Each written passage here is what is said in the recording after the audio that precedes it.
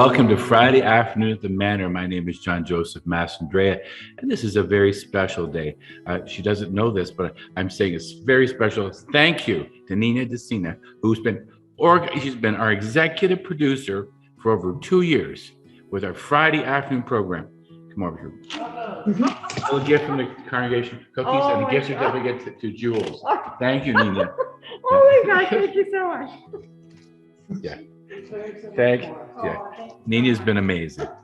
So and then we're over to Susan Johnson. There you go. Welcome, everybody. We're happy to welcome Christine Nayler, who is from Mom Stop the Harm, which is a group that deals with substance abuse, harm resulting from that, and deaths from it. And so we're definitely looking forward to hearing about that. Christine? Thank you. I'm just going to share my screen now with you.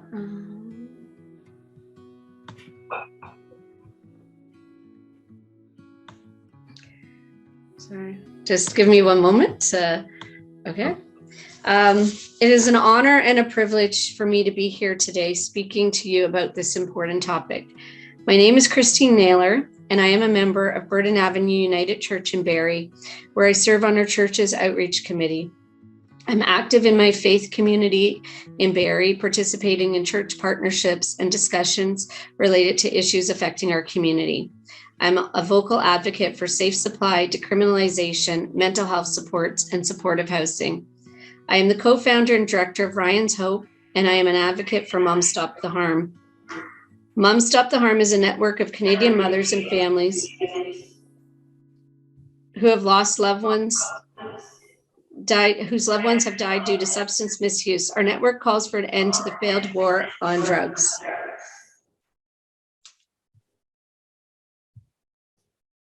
I'm going to stop sharing. Sorry. I'm just going to try not to share my screen now. I'm here today to share our family story. It's a story of love and grief, of pain, purpose, loss, and survival. I just want to show you a picture of our family.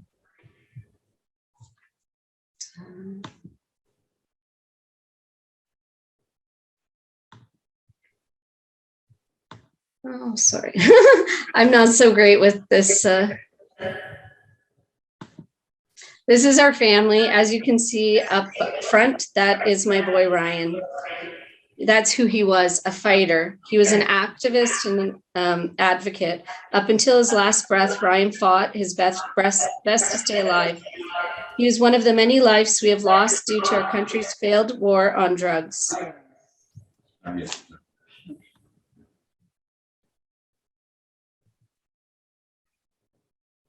Sorry.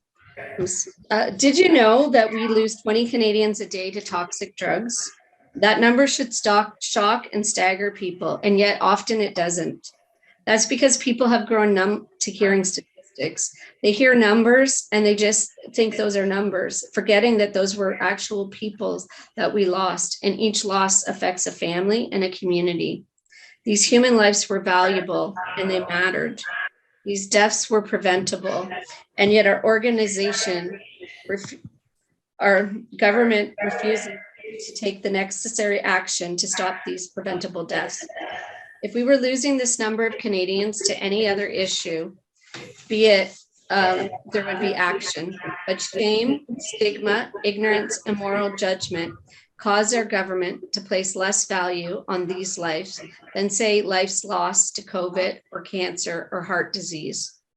I'm here today standing before you and sharing my story of pain and grief in the hopes of opening hearts and minds, in the hopes of shattering some of that stigma. I'm here today to appeal to my fellow Christians to do what we are called to do as followers of Jesus, to look into our hearts, to ask ourselves and our elected leaders tough questions, to challenge and to shake up broken systems that cause undue and unjust harms to our most vulnerable citizens. On my hard days, I will often ask myself, if he were here today, what would Jesus do? And as a Christian, the answer that always comes to me is he would be flipping tables. Jesus wasn't afraid to speak the truth. to shake things up and to challenge the system. He wasn't afraid to the consequences to himself. He knew what his duty was and his responsibility, and he accepted it. As a follower of Jesus, I believe that I have a duty and a responsibility to be a truth teller too. And so I refuse to let shame and stigma keep me silent. And so here I am today to share with you my family story. I also just want to share this photo with you.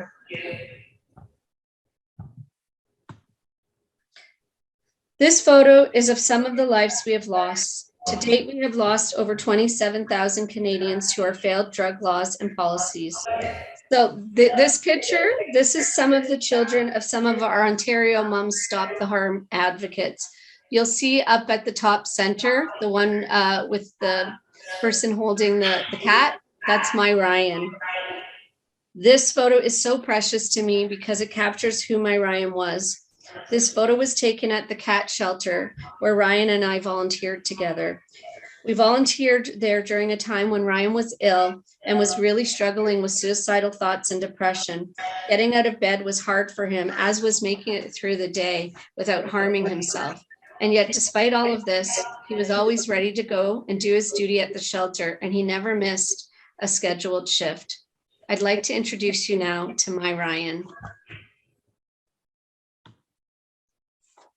This is my Ryan. From the youngest age, Ryan wanted to make a difference in the world. He was always trying to do whatever he could to help others, and he would share everything he had with his family, his friends, and even strangers. He'd empty our cupboards to fill the paper bag that comes in the newspaper at Thanksgiving, or empty his piggy bank every time we went to Toronto so he would have money to give the homeless. He was a born advocate and activist. He wrote his first protest letter at 10 years old, and it was read at Queen's Park. He was an ethical vegan and a passionate animal rights activist. When Ryan was living in Toronto working on his master's degree, he heard about the University of Victoria's plan to cull over 1,000 rabbits. He used his savings and immediately flew across the country to save the bunnies. He helped organize a campaign that included letters, writing, petitions, radio and TV interviews. Thanks to Ryan and the other advocates' efforts, they were successful in relocating all the rabbits to new homes across Canada and the US. That was one of his proudest accomplishments. My boy was an old soul. He was so wise beyond his years, and yet he kept his youthful leprechaun spirit and remained forever young. He was so proud of his Irish heritage, so much so that he earned a degree in Celtic studies.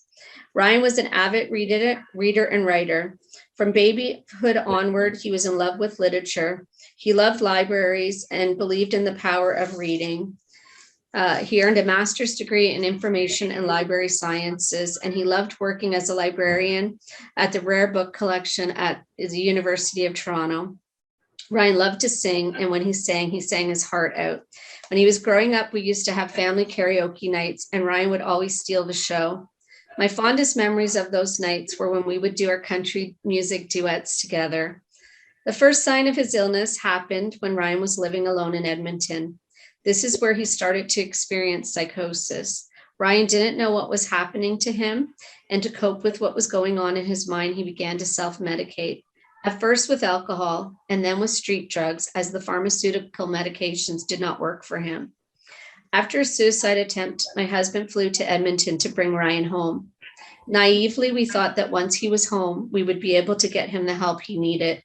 But this was only the beginning of an 8-year journey trying to get Ryan help, but only finding ourselves over and over again coming face to face with stigma and judgment from the people and systems that were supposed to be there to help him.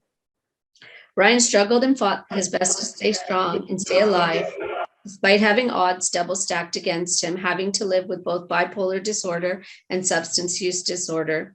Life was hard the last years, but there were still many times of joy. Ryan was happiest when he was at family gatherings where he would be having intellectual debates with the adults or playing and goofing around with his nieces and nephews. I really do think the role he was most proud of was favorite uncle. He remained everyone's favorite uncle because of his youthful spirit, and he wasn't afraid to be silly. Even though he struggled so hard those last years, it didn't stop Ryan from caring about others and wanting to make a difference. He couldn't say no to anybody that needed help. Through his own struggle to stay alive, his heart remained open, and he was there when anyone needed them. He would listen on the phone for hours to friends that would call him. He understood that everyone was trying to do the best they could to get by, and he wouldn't judge anybody. I used to get mad at him and say to him, Ryan, you're not a homeless shelter, because no matter where he was living, whether it was a 2-bedroom apartment, a bachelor, or even a room, if somebody needed a place to stay, they knew that Ryan would take them in, no matter the consequences to himself. Amid his struggles, he continued to advocate and bring awareness to issues that other people wanted to remain blind to, issues regarding mental illness and addiction, poverty, and homelessness. He advocated for changes such as police accountability, increased funding for mental health, and decriminalization of drugs and safe supply. After he passed, I had someone reach out to me that had read a story about Ryan. She said she wanted to reach out to me because she wanted me to know she would never forget Ryan or his kindness. She said that they had met on the mental health ward of the hospital where they were both patients. Ryan was there after a suicide attempt. She shared with me how Ryan was always doing whatever he could to lift the spirits of the other patients, and how he had used his gift as a writer to write a personalized poem for every patient there. Though he was struggling to stay alive, he was thinking about others and doing what he could to help them. I had another friend of his reach out to me to tell me she wanted me to know that Ryan would always be missed and remembered for who he was, because there was now a huge loss in our community, because their safe harbor was gone. That's what Ryan was, she said. That's what his house was to the community, a safe harbor. Those that were ignorant could look at Ryan's house and call it a drug house, she said, but no, that wasn't true at all. Most of the time, they didn't even have any drugs. There was only friendship and safety and belonging. That was the gift that Ryan gave them, a place that they could all come to and feel like they were welcomed and safe and belong. After Ryan passed, my husband and I were dealing with our grief, and we knew that we wanted to do something to honor Ryan and who he was as a person. Thus, Ryan's Hope was born. Ryan's Hope is an organization we started in memory and honor of our son, with the mission to advocate and support people living with mental illness, substance use issues, and experiencing homelessness. Our goal is to build community and connection, and to give these people confidence and a sense of purpose. I'm still so angry. I'm angry at the world. I'm angry at our government, angry at all the outdated policies and politics that made it impossible for Ryan to get the help he so desperately needed. I feel so let down by systems that failed him. And that's why I stand before groups like yours over and over again, putting our family trauma out there, facing judgment and stigma. It's hard and it hurts. And every time I do a talk, it takes so much out of me, and it takes me time to recover. But I refuse to be silenced when people are dying. I couldn't advocate the way I do now when Ryan was alive, because when he was here, my whole focus was on keeping him safe and keeping him alive.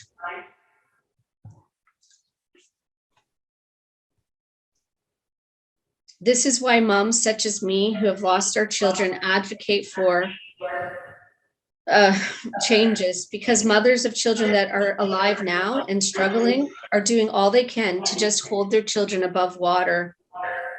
We need to go upstream and deal with why they are falling in, why a whole generation of Canadians is drowning.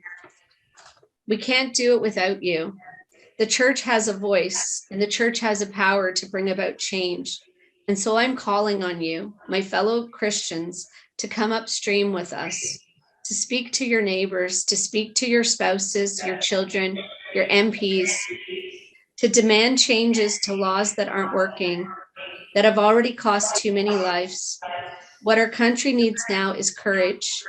We need a compassionate, health-based approach to this crisis, one that is rooted in love and science. There is no room or time for judgment anymore. We cannot pick or choose which drugs we will socially approve of and which we will cast a moral judgment on for those that use them. The criminalization of people who use drugs only hurts those that are already hurting. The cost of criminalization is too high, both in lives lost and in dollars spent. Dollars that have been spent on incarceration, on court, on policing would go much further if they were directed to prevention and treatment, to mental health supports, to recovery, and to safe supply. We need to call on our government to treat the toxic health crisis as what it is, a public health emergency, and then for them to act accordingly.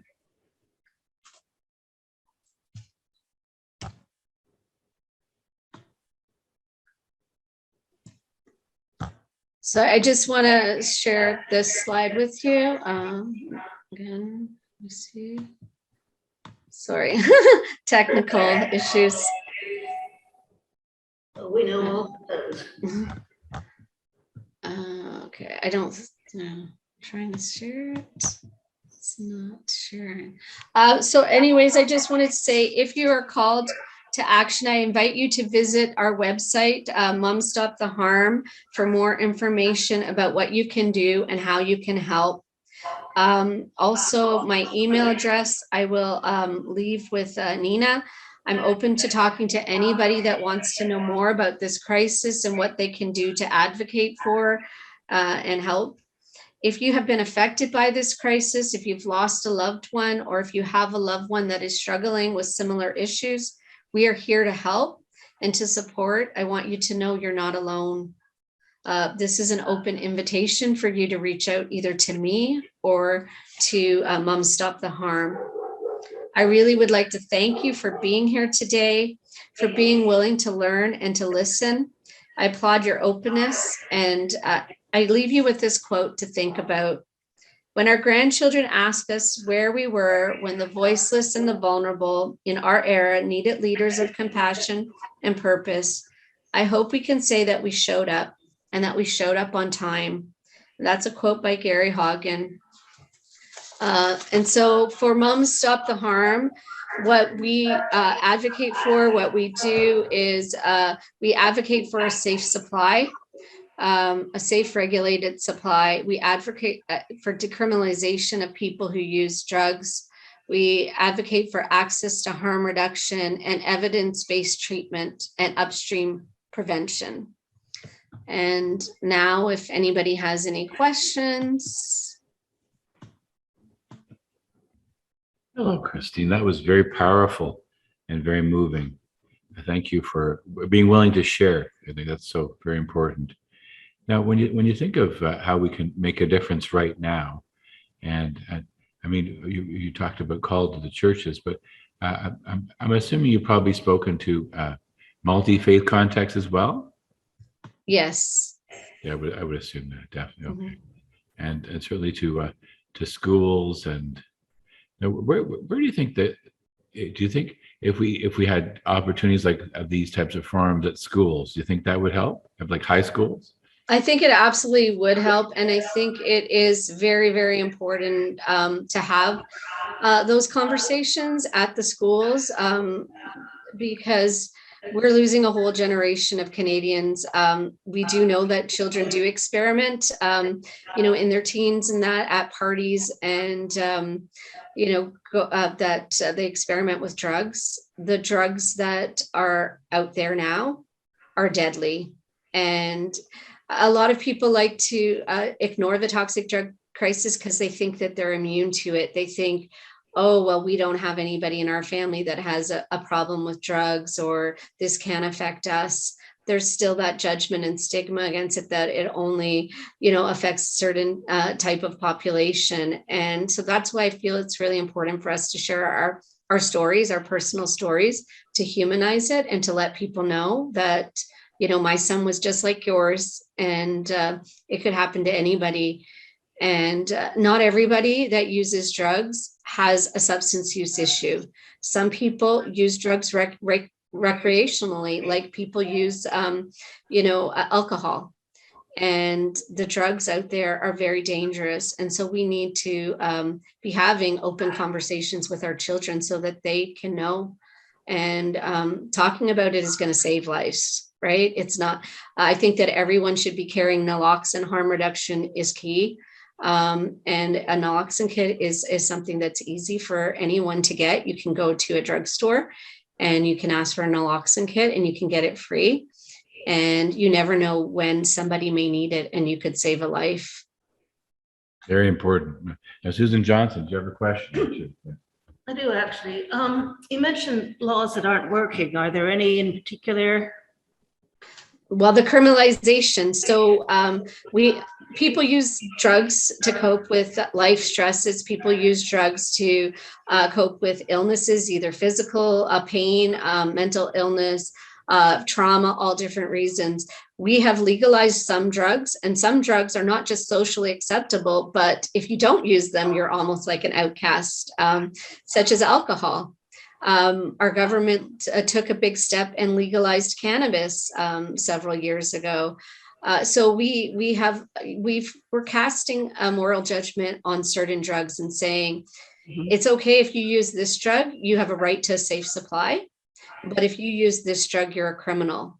And so we are criminalizing people just because of the drug of choice, the drug that works for them. So my son, he was on all kinds of pharmaceutical medications for his bipolar disorder and his psychosis. And none of those drugs worked for him. The pharmaceutical drugs did not work for him. There was only two that did. One that really worked for his, mental illness, but he could not stay on that drug because one of the physical side effects was that it was killing his white blood cells. And unfortunately, he had to be taken off that drug. And so he found a drug that worked for him. I like to say that it was his medication, but he was denied access to a safe supply of it. And because of that, he is dead.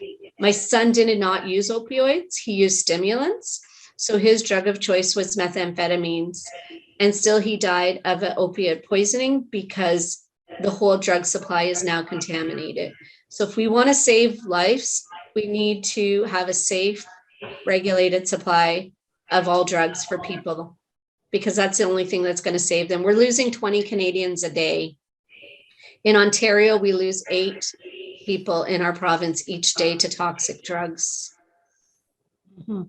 So making it, through physicians, giving them more options of what they could potentially prescribe. Is that what you're saying? Yes, for sure. And one of the things is that physicians are afraid to prescribe drugs because one of the things that they thought that they were doing to try to crack down on the toxic drug, the opioid crisis, which it used to be called, but now we call it the toxic drug crisis because the whole supply is now toxic. It's not just the opioids that people are dying from, but they tried to make it harder for people to get the drugs, even through their doctors.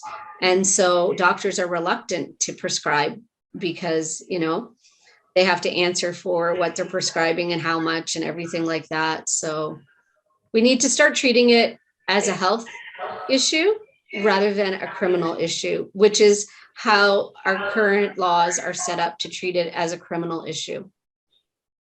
Now, Susan Logie's also on. Susan, do you have a question? I guess not. Okay, no. Yes, I do. Okay. Multitasking here. My question is, when you've been advocating MPs and what have you, how successful has that been? So actually, I love to say that it has been successful. There have been some MPs that get it, and they're ridings and where they serve their communities have been greatly affected by it, and they are advocating for changes too. I just returned from a trip to Ottawa where myself and another group of mothers went.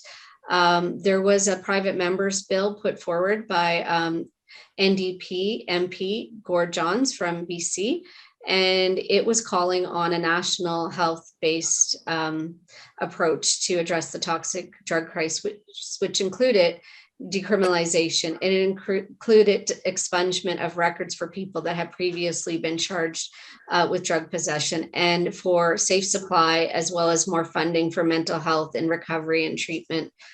And unfortunately, we had high hopes going to Ottawa. The bill was defeated. 248 MPs voted no, and 71 voted yes. So the whole Conservative Party voted no to this bill, and the majority of the Liberals did. And that was really, really disappointing because the Liberal government did their own study and their own task force, which this bill was based on the findings of that health bill.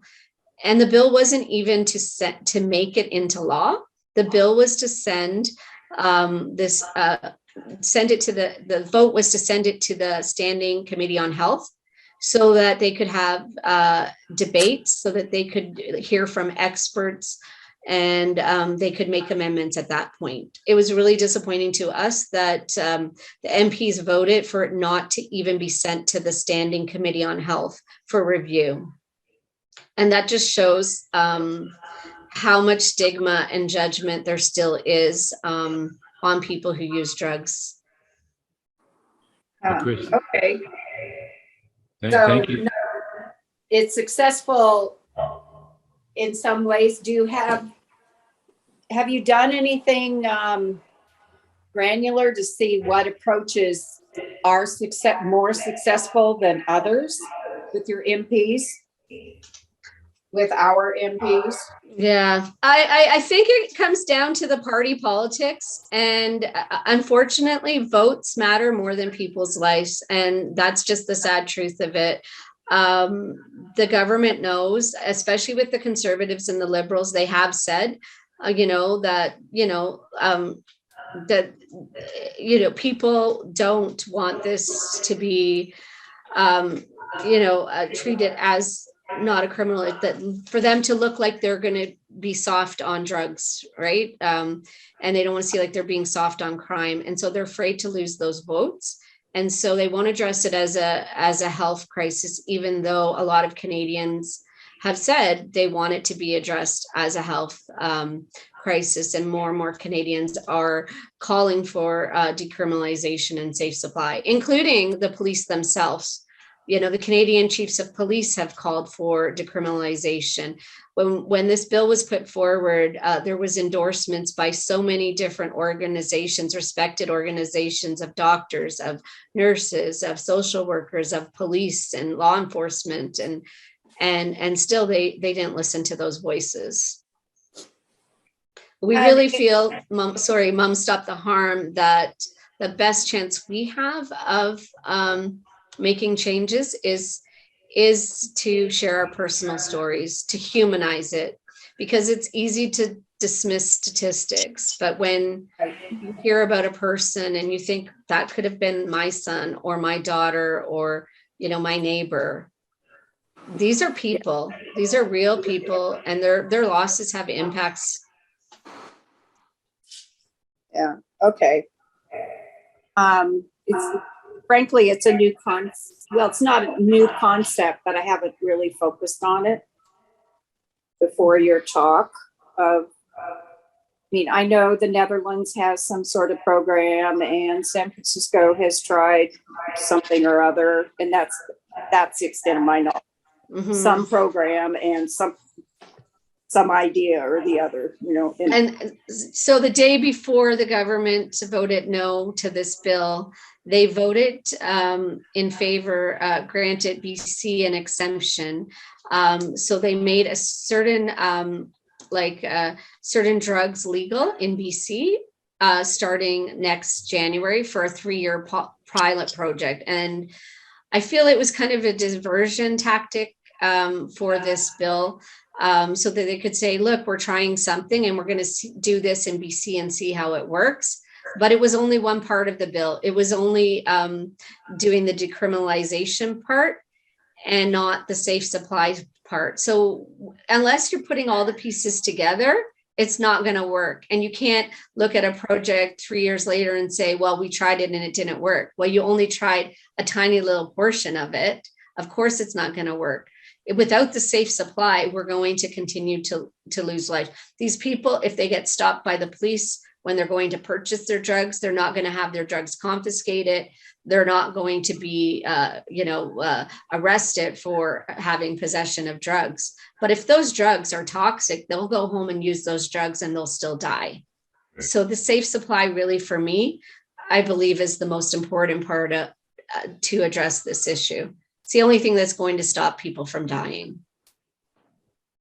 Is there a place somewhere in the world that's tried all of this at the same time? Portugal. So if you research Portugal, they have been doing this with success, and it was just a comprehensive healthcare approach: decriminalization, support, treatment, safe supply, and they've had amazing results there. Oh, okay. And this works for every kind of drug that's illegal right now, or that physicians are hesitant in Canada to prescribe for D use because it's only approved for A and B use or something. And that's a thing too. People think that the war on drugs actually keeps us safer and keeps our community safer, but in actuality, it's the opposite. And you'll see a lot of stories in the paper about how there was a big drug bust and stuff like that. It doesn't do anything to stop the drug supply from coming in. All it does is take that amount of drugs off the street, and then they need to replace that drugs. And so then that's how the supply keeps getting more deadly all the time, because then they're mixing it with more deadly and stronger drugs all the time, and people have no idea what they're getting. And so by having a criminal approach to it is actually costing lives. Well, I've heard that, and also it's making the drug lords rich, and the drug lords are vicious, let's say. Because I went to Mexico once and talked with local people there, and anyways, so it's bad on this from the source, and it's bad where it ends up too.